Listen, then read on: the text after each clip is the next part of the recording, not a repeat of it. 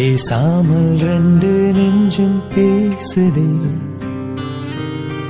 கண் பார்வை மெல்ல தூண்டில் வீசுதே. பேசுதே பேசுதே நெஞ்சுமே பேசுதே. மீனாட்சி அம்மா சொல்றதுலயும் தப்பு இல்லையே. எவ்வளோ மாசம் ஆகிடுச்சு. அப்படி இருக்கும்போது இந்த வீட்டோட மூத்த பையன் என் ஹிட்லர், அவனோட ஒய்ஃப் நான். அப்படி இருக்கும்போது மூத்த மருமகளை நான் தானே ஃபஸ்ட்டு கன்சீவ் ஆகியிருக்கணும். 1 மாதம் 2 மாதம்னா பரவாயில்ல, நாங்கள் லைஃப்பை ஸ்டார்ட் பண்ணியே 4-5 மாதத்துக்கு மேலாகிட்டு. அப்படி இருக்கும்போது எல்லாரும் கேட்க தானே செய்வாங்க. இல்லை, நம்ம இதுக்கு மேலே டிலே பண்ணக்கூடாது. ஹிட்லர்கிட்ட சொல்லி டாக்டர் சீக்கிரமாக போய் பார்க்கணும். கரெக்டு, டாக்டரை பார்க்கணும். இதனால் நான் இன்னும் கன்சீவ் ஆகாமல் இருக்கேன்னு டாக்டரை பார்த்தா மட்டும்தான் தெரியும். ஹிட்லர் வந்தோன்னே இதை பற்றி ஃபஸ்ட்டு உடனே பேசணும். அப்பா, ஒரு வழியா மேடம் ரூமுக்கு வந்துட்டீங்களா? எவ்வளவு நேரமா உனக்காக வெயிட் பண்ணு தெரியுமா? ஆனா நீ என்னடானா வருவனான் இருக்கா? என்னடி குட்டி பாப்பாவை பார்க்கணும்னு போனியே, பார்த்துட்டியா? மித்துக்குட்டி உங்ககிட்ட தான் கேட்குறேன். குட்டி பாப்பாவை பார்க்கணும்னு போனியே, பார்த்துட்டியான்னு. அம்மா சுடு தண்ணி கேட்டனேடி, சுடு தண்ணி எடுத்துட்டு வரேன்னு போனேன், அதையும் காணும். என்னடி ஆச்சு? ஹே, நான் பேசுறது காதுல விழுதா இல்லையாடி?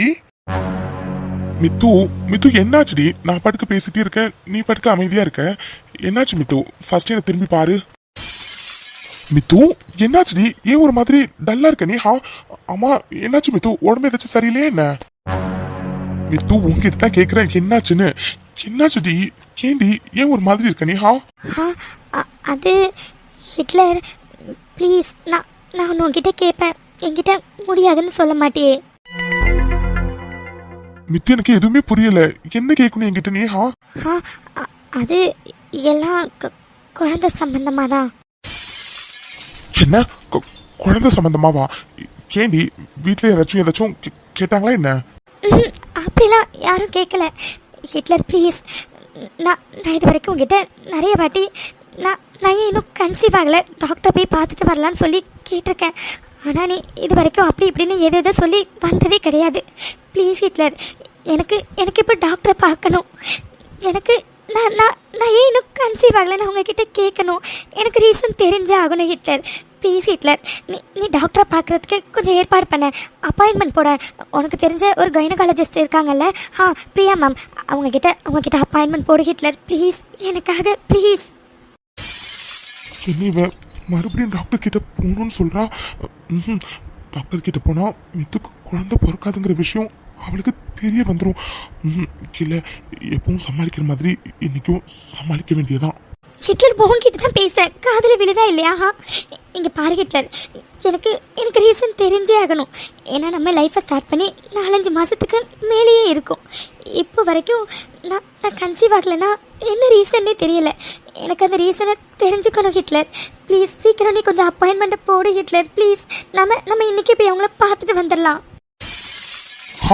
என்ன மித்து, உங்ககிட்ட நான் ஏற்கனவே சொல்லியிருக்கேன்டி, டாக்டர் கிட்ட போனாலும் அவங்க இப்போதானே லைஃப்பை ஸ்டார்ட் பண்ணியிருக்கீங்க, 4-5 மாதம் தானே ஆகுது, இன்னும் கொஞ்சம் மாதம் வெயிட் பண்ணலாம் அப்படின்னு தான் சொல்லுவாங்கடி. அதுக்காக எதுக்கும் மித்து வேஸ்டா டாக்டர் கிட்ட எல்லாம் போகணும்? ஐயோ போதும் ஹிட்லர், எப்போ டாக்டர் கிட்ட போகலான்னு சொன்னாலும் நீ இதே தான் சொல்கிறேன்.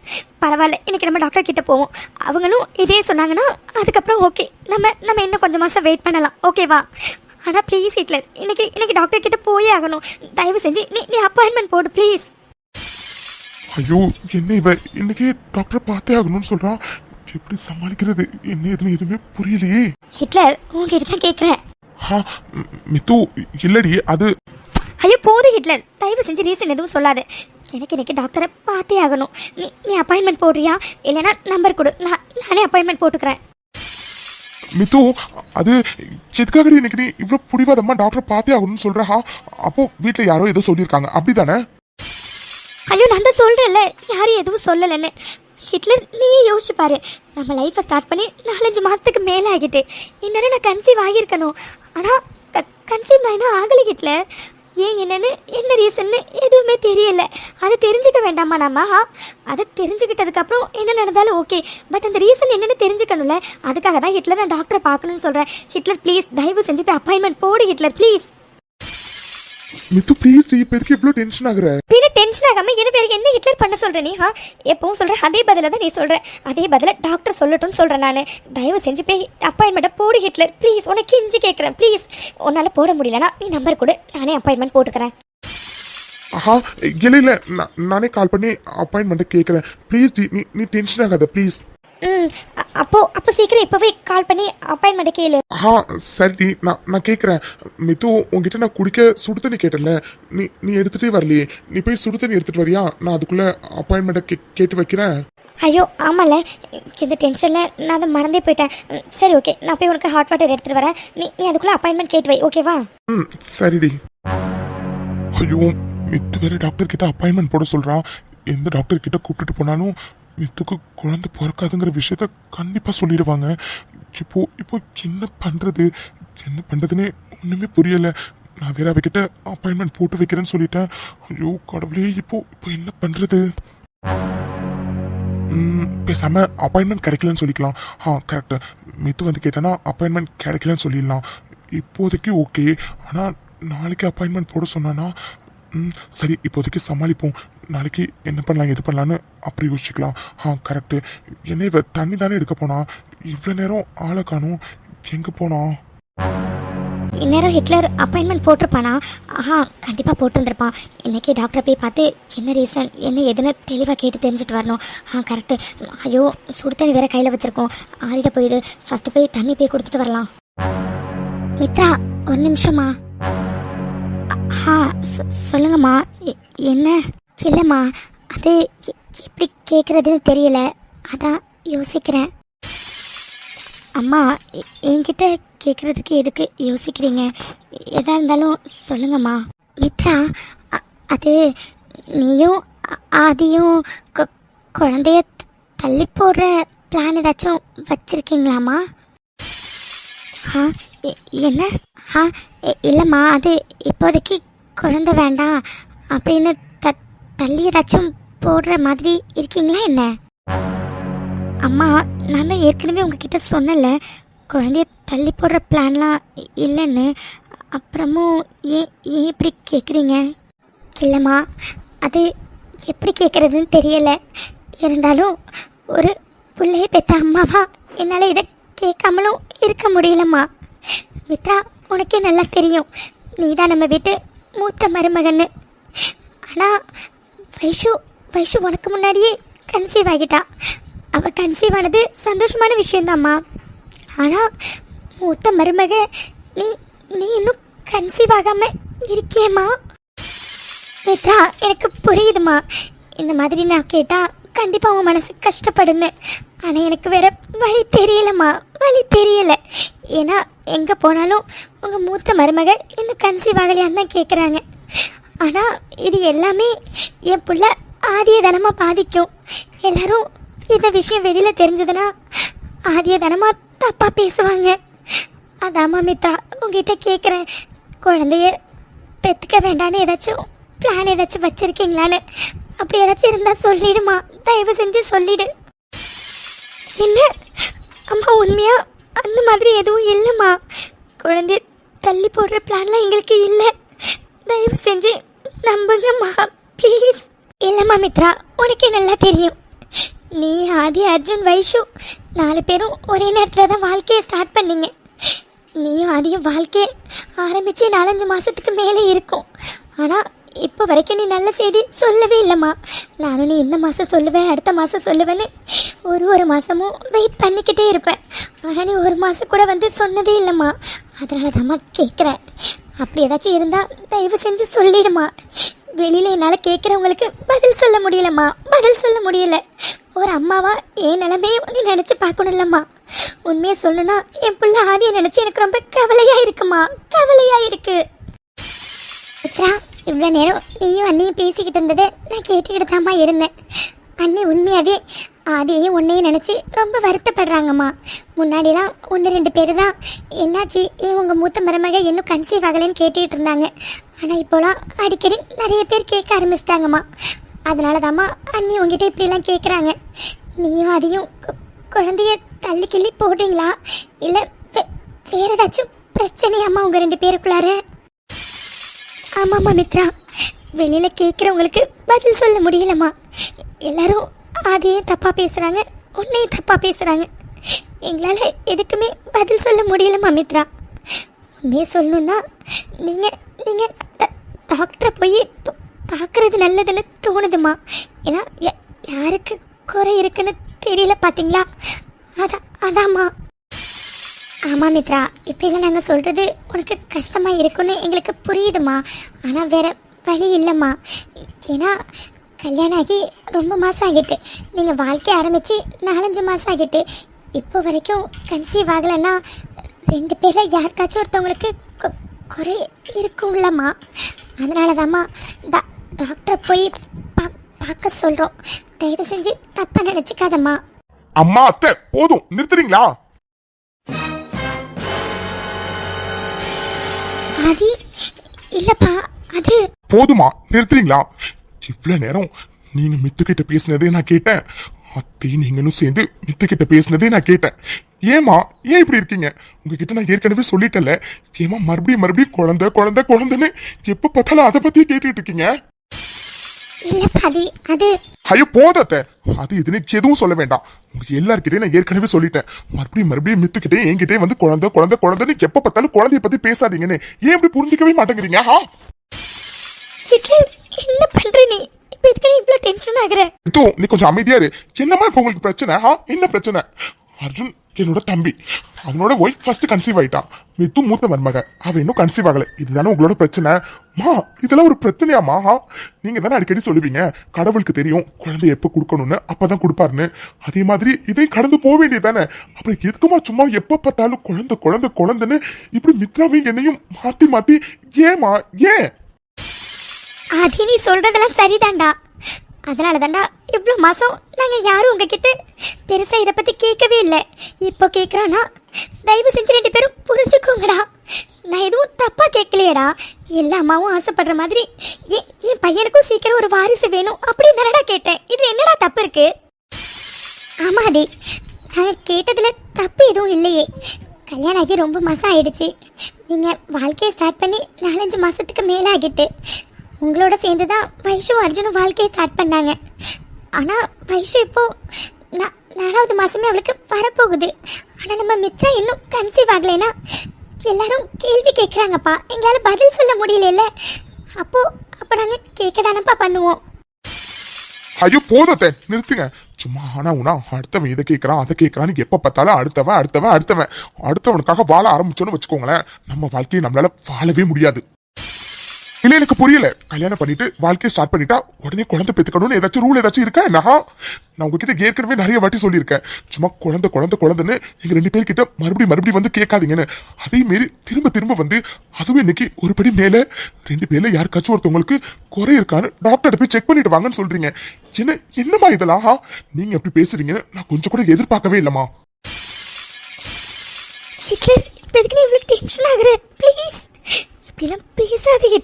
ஐயோ மித்துனி கொஞ்சம் அமைதியா இருக்கியா? இதுக்கு எல்லாத்துக்கும் இன்னைக்கு நான் முற்றுப்புள்ளி வச்சே ஆகணும். இங்க பாருங்கம்மா, ஏற்கனவே உங்க எல்லார்கிட்டயுமே நான் சொல்லிட்டேன். சும்மா வந்து குழந்தை குழந்தை குழந்தைன்னு மாசம் வந்து எங்களை எப்படி டார்ச்சர் பண்ணாதீங்க. குழந்தை எப்ப பெத்துக்கணும் எப்ப பெத்துக்க வேண்டாம்னு எங்களுக்கு முடிவு பண்ண தெரியும், சரிங்களா? சும்மா தேவையில்லாம எங்களோட பிரைவசில யாரும் தலையிடாதீங்க. அதுக்குன்னா எனக்கு புரியுதுப்பா.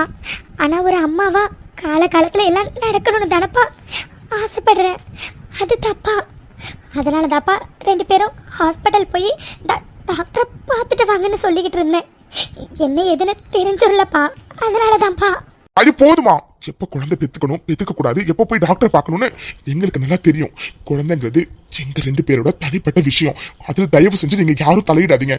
மறுபடியும் மித்துக்கிட்டையும் என்கிட்டயும் நீங்க குழந்தை குழந்தை குழந்தைன்னு இப்படி எங்களை போட்டு டார்ச்சர் பண்ணிட்டே இருந்தீங்கன்னா சத்தியமா சொல்றேமா, மித்துவை கூப்பிட்டுட்டு நான் தனியா வெளியில போயிடுவேன்.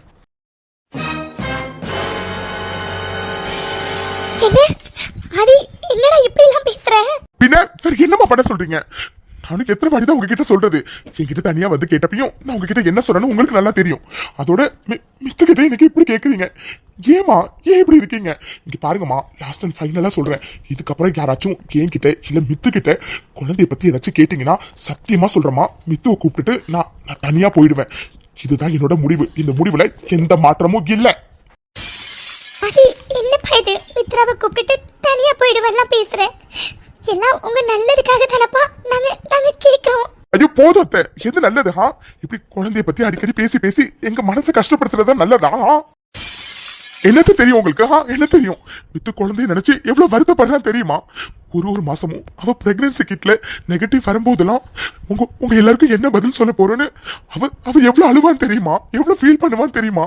எல்லாரும் கேட்பாங்க, இப்ப நான் வெளியில போனா என்னாச்சுமான்னு. நான் என்ன பதில் சொல்றதுன்னு என்கிட்ட கேட்பா. அப்போ எங்களுக்கு கஷ்டமா இருக்காதா அத்தை? குழந்தைய பத்தி உங்களுக்கு மட்டும் தான் அக்கறையா இருக்குமா? ஏன் எங்களுக்கு இருக்காதா? இங்க பாருங்க அத்தை, இங்கே இருந்து குழந்தைய பத்தி பேசி பேசி எங்களை இப்படி நீங்க டார்ச்சர் பண்றதுக்கு நானும் மித்துவும் பேசாம வெளியில தனியா போயிடுறோம். அதுக்குன்னா இப்படி எல்லாம் பேசாதப்பா. உங்க 2 பேரோட மனசை நோகடிக்கணுங்கிறதுக்காக அம்மா சத்தியமா அப்படி கேட்க கிடையாதுப்பா. எல்லாம் காலத்துல நல்லதான் நடக்கணுமே தாப்பா கேட்டேன். அதுக்காக எதுக்குப்பா இவ்வளவு பெரிய வார்த்தையெல்லாம் சொல்ற? மித்ராவை கூப்பிட்டுக்கிட்டு தனியா போறேன்லாம் ப்ளீஸ் தாதி அப்படிலாம் சொல்லாதப்பா. அம்மாவுக்கு ரொம்ப கஷ்டமா இருக்கு. சரிப்பா சரி, இனிமே சத்தியமா குழந்தைய பத்தி நாங்க எதுவும் கேட்க மாட்டோம்ப்பா. அது தயவு செஞ்சு நீ இந்த மாதிரி எல்லாம் பேசாதப்பா, பேசாத. தயவு செஞ்சு கேட்காதீங்கம்மா, உங்களுக்கு கெஞ்சு கேட்கிறேன். மறுபடியும் குழந்தைன்னு போட்டு எங்களை டார்ச்சர் பண்ணாதீங்கம்மா. உங்க எல்லார்கிட்டயும் கெஞ்சு கேட்கிறேன். மித்து போலாமா? சாவித்ரி, என்ன சாவித்ரி? ஆதி இப்படி சொல்லிட்டு போறான். அவங்க நல்லதுக்காக தானே சாவித்ரி நான் கேட்டேன். நான் எதுவும் தப்பா எதுவும் கேட்கலையே சாவித்ரி. ஆதி என்னடானா இப்படியே கேட்டுட்டே இருந்தீங்கன்னா நான் மித்ராவை கூப்பிட்டுட்டு தனியா போயிடுவேன்னு சொல்றான். என்ன சாவித்ரி இதெல்லாம் என்ன? உண்மையாவே எனக்கு மனசுக்கு ரொம்ப கஷ்டமா இருக்கு சாவித்ரி. அண்ணி, நீங்க பயப்படுற மாதிரிலாம் எதுவும் நடக்காது அண்ணி.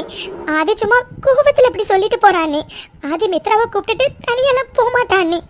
அதோட அண்ணி, ஆதி சொல்ற மாதிரி அவங்க லைஃப்பை ஸ்டார்ட் பண்ணி 4-5 மாசம் தானே அண்ணி ஆகுது. இன்னும் கொஞ்சம் மாசம் பார்ப்போமே. கடவுள் எப்போ வேணாலும் குழந்தை வரத்தை மித்ராவுக்கு கொடுக்கலாம்ல. அது வரைக்கும் ஆதி சொல்ற மாதிரி குழந்தைய பத்தி பேசாமலே இருக்கலாமே அண்ணி. எனக்கு புரியுது சாவித்ரி. ஆனா ஆதிக்கு மித்ராவுக்கும் காலத்துல ஒரு வாரிசு வேணும்னு தானம்மா நான் பேசினேன். மற்றபடி தப்பா எதுவும் பேசலையே. அதுக்காக ஆதி இவ்வளோ பெரிய வார்த்தையை சொல்லிட்டான்.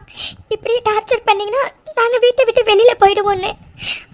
அது தம்மா எனக்கு மனசுக்கு ரொம்ப கஷ்டமா இருக்கு அண்ணி. புரியுது அண்ணி. கொஞ்ச நாளைக்கு நம்ம மித்ரா கிட்டையும் ஆதி கிட்டையும் இதை பத்தி பேசாம இருக்கிறதா நல்லது அண்ணி. கண்டிப்பா கடவுள் அவங்க 2 பேருக்கும் குழந்தை வரத்தை கொடுப்பாரு அண்ணி. நம்புவோம். நீங்க ஃபீல் பண்ணாதீங்க அண்ணி. ஹிட்லர், என்ன இதெல்லாம்? இப்ப எதுக்காக நீ மீனாட்சி அம்மா கிட்டையும் சாவித்திரி சித்தி கிட்டையும் இந்த மாதிரி எல்லாம் பேசினேன்? மறுபடியும் குழந்தைய பத்தி பேசினீங்கன்னா நாங்க 2 பேரும் வீட்டை விட்டு போயிடுவோம்னு. என்ன ஹிட்லர் இதெல்லாம்? மித்து என்ன வேற என்னடி பண்ண சொல்ற?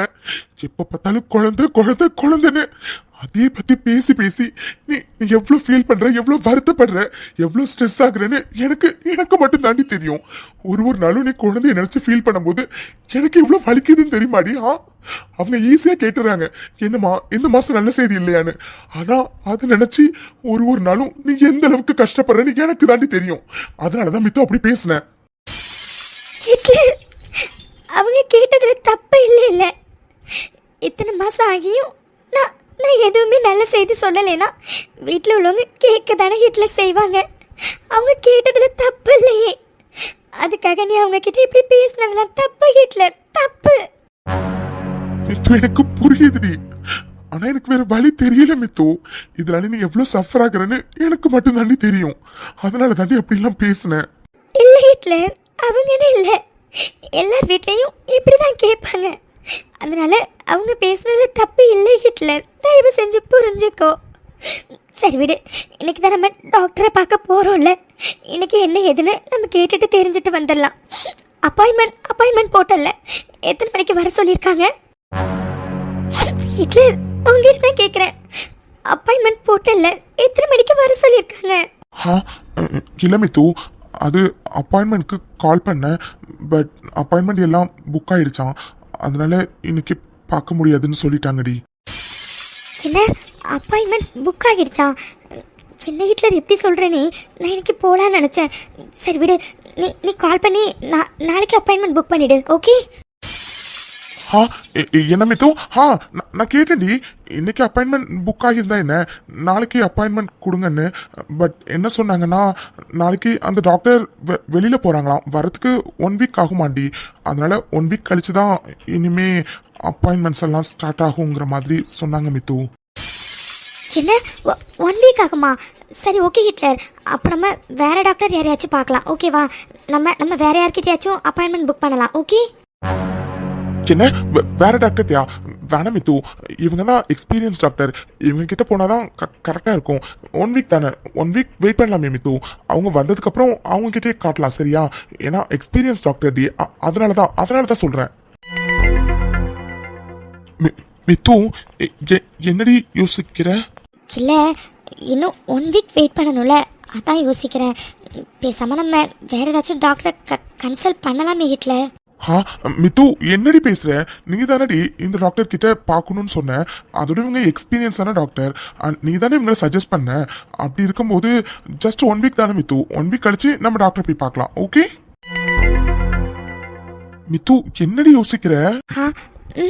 ஒன்றும் இல்லை, சரி ஓகே, நம்ம 1 வீக் கழிச்சு பார்க்கலாம். ஓகேடி, நம்ம டாக்டர் வந்ததுக்கு அப்புறம் அவங்க கிட்டே போய் பார்க்கலாம், ஓகேவா? மித்து, ஃப்ரெண்ட் ஒருத்தர பார்க்க போகணும்னு சொன்னல, நான் பார்த்துட்டு வந்துடுறேன். ஓகே ஹிட்லர், பாய். பாய்டி. மித்து, நடந்ததை நினச்சி நீ எதுவும் ஃபீல் பண்ணாத, சரியா? அதெல்லாம் அவங்க எப்போ பார்த்தாலும் உங்ககிட்ட குழந்தைன்னு கேட்குறேன்னு சொன்னதுனால ஒரு கோபத்தில் பேசினது தான், மற்றபடி வேற ஒன்றும் இல்லை, ஓகேவா? நீ இதை நினச்சி ஃபீல் பண்ணாத, ஓகே? சரி ஓகேடி, அப்போ நான் கிளம்புறேன், பாய். என்னாச்சு ஹிட்லருக்கு? கொஞ்ச நாளாக நடந்துக்கிறதே சுத்தமாக சரியே இல்லை. நாளாக குழந்தைய பற்றி கேட்குறது எல்லார் வீட்லேயும் சகஜமான ஒன்று தானே. அதோட மீனாட்சி அம்மாவும் சாவித்திரி சித்தியும் என்னை கஷ்டப்படுத்துகிற மாதிரி கூட எதுவும் கேட்கலையே, நார்மலாக தானே கேட்டாங்க. ஆனால் அவங்கக்கிட்ட அவன் இவ்வளோ பெருசாக கோவப்படுறான், எதுக்காக? இன்னைக்கு ஹிட்லர் நடந்துக்கிறதுலாம் ரொம்ப புதுசாக இருக்குது. அதோட ஹிட்லர் கிட்ட நான் ரொம்ப நாளாகவே ஹாஸ்பிட்டல் போய் செக்அப் பண்ணணும், நீ வான்னு சொல்லி கூப்பிட்டுட்டே இருக்கேன். ஆனால் அவன் ஒரு நாள் கூட வந்ததே கிடையாது. அப்படி இப்படின்னு ஏதாச்சும் ரீசன் சொல்லிக்கிட்டே தான் இருக்கான். இதோ இப்போ கூட டாக்டர் அப்பாயின்மெண்ட் கிடைக்கலன்னு சொல்கிறான். இது உண்மையாக பொய்யான்னு கூட தெரியலை. ரொம்ப பதட்டமாகறான். ஆனால் ஏதோ ஒரு விஷயம் இருக்குது, எங்கேயோ இருக்குது. ஏன்னா ஹிட்லர் குழந்தைய பற்றி பேசும்போதெல்லாம் அந்த டாப்பிக்கை அவாய்ட் பண்ண தான் நினைக்கிறான். செக்கப் போகலாமான்னு கேட்டால் அதையும் அவாய்ட் பண்ண தான் நினைக்கிறான். என்ன தான் நினச்சிட்டு இருக்கான் மனசுலன்னு எனக்கு எதுவுமே தெரியல. ஆனால் ஏதோ ஒன்று என்கிட்ட மறைக்கிறான், அது மட்டும் எனக்கு புரியுது. என்னென்னு தான் தெரியலை. செக்கப் வரத்துக்கு எதுக்காக அவன் இவ்வளோ யோசிக்கிறான்? எந்த டாக்டர்கிட்ட போனாலும் செக்கப் தானே. ஆனால் அதுக்கே அவன் இவ்வளோ சமாளிக்கிறான். என்னாச்சு? எந்த இடத்துல? இல்லை, ஏதோ ஒன்று தப்பாக இருக்குது, அது என்னன்னு தான் புரியலை. அதோட ஃபயர் ஆக்சிடெண்ட் ஆகி டாக்டர் கிட்ட நிறைய வாட்டி செக்கப் போயிருக்கோம். ஆனால் ஹிட்லர் மட்டும் தனியாக டாக்டர் கிட்ட நிறைய டைம் பேசிட்டு வந்திருக்கான். என்னென்னு கேட்டால் அப்படி இப்படின்னு ஏதாச்சும் சொல்லி சமாளிச்சிருக்கான். எனக்கு என்னமோ எல்லாத்தையும் கனெக்ட் பண்ணி பார்க்கும்போது ஹிட்லர் என்கிட்ட எதையும் மறைக்கிறான்னு தோணுது. அதோட ஃபயர் ஆக்சிடெண்ட் ஆகி நான் ஹாஸ்பிட்டலில் இருந்தப்போ இருந்த ரிப்போர்ட்ஸை நான் நிறைய வாட்டி கேட்டிருக்கேன். ஆனால் ஒரு டைம் கூட அதை அவங்ககிட்டே கொடுத்ததே இல்லை. எங்கே வச்சேன்னு தெரியலை, அப்படி இப்படின்னு சொல்லி என்னென்னமோ சொல்லியிருக்கான். ஒருவேளை அந்த ரிப்போர்ட்டை பார்த்தா ஏதாச்சும் தெரிய வருமா? ஆனால் அதில் என்ன இருக்க போகுது பெருசா? இருந்தாலும் ரிப்போர்ட்ஸை ஒரு வாட்டி பார்க்கலாம். ஐயோ, என்ன இது? எல்லா இடத்துலையும் தேடியாச்சு, அந்த ரிப்போர்ட்ஸை எங்கே வச்சுருக்கானே தெரியலை. அவனோட சீக்ரெட் லாக்கர் ஒன்று இருக்குல்ல, ஒருவேளை அதில் இருக்குமோ? அதில் போய் ரிப்போர்ட்ஸ் ஏன் வைக்கணும்? இருந்தாலும் அதிலே ஒரு டைம் செக் பண்ணி பார்த்துடலாம். என்ன இந்த சீக்ரெட் லாக்கருக்குள்ளே 3 லாக்கர் இருக்குது, இதுலையா வச்சுருப்பான்? சீக்ரெட் லாக்கருக்குள்ளார வைக்கிற அளவுக்கு அந்த ரிப்போர்ட்ஸ் என்ன அவ்வளோ இம்பார்ட்டண்டா? இதில் இருக்கிற மாதிரி தெரியல. இருந்தாலும் 3 லாக்கர்லேயும் ஒரு வாட்டி பார்த்துடலாம். அட, இங்கே தான் இருக்குது ஹாஸ்பிட்டல் ரிப்போர்ட். ஆனால் அதே எதுக்கு இவன் சீக்ரெட் லாக்கரில் வச்சுருக்கணும்? என்னென்னு ஒன்றும் புரியலையே. ஹிட்லர் எதுக்காக என்னோட ஹாஸ்பிட்டல் ரிப்போர்ட்டை சீக்ரெட் லாக்கரில் வச்சுருந்தான் இவ்வளோ நாள்? நான் கேட்டப்பலாம் எங்கே வச்சேன்னே தெரியலன்னு சொல்லிக்கிட்டு இருந்தான். ஆனால் சீக்ரெட் லாக்கரில் வச்சுருக்கானா? அப்போது இதில் தான் ஏதோ ஒன்று இருக்குது. ரிப்போர்ட்ஸை படித்தோன்னா நமக்கே புரியும். கரெக்டு. பேசாமல் ஃபஸ்ட்டு ரிப்போர்ட்ஸில் என்ன இருக்குன்னு படிக்கலாம்.